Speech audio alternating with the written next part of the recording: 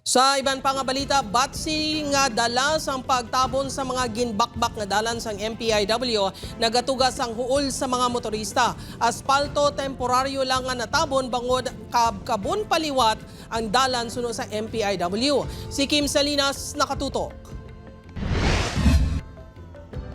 Adlaw-adlaw argagi sa Siningabahin sa Haro Plaza ang mga BOJ driver nga may ruta Haro Mandurriao Hibawan. Adlaw-adlaw man nila ginaantos ang undag tugas ang batsi.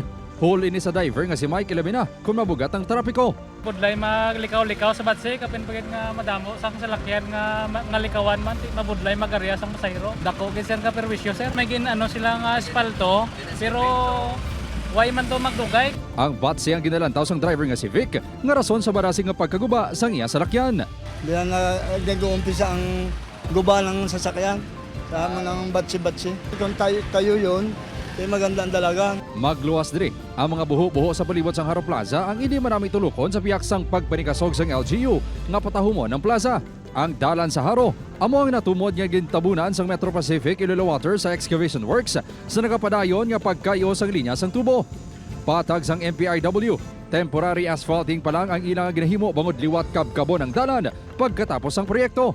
Ginamonitor man sang MPIW ang mga dalan agud liwat matabunan kung kinahanglan. Yung Haro project namin 11 kilometers siya and 14% pa lang yung completed. So wala pa siyang tubo sa ilalim. Meron pala tayong concrete breaking tsaka excavation sa iba-ibang portions. No? Pero may segment po kasi yung hulog namin na pipe. Nagpangayos ang paghangop ang MPIW sa publiko sa temporaryo nga huol nga nalantaw matapos sa Desyembre, subong nga tuig. Upod Caramel Porquia, Kim Salinas, One Western Visayas.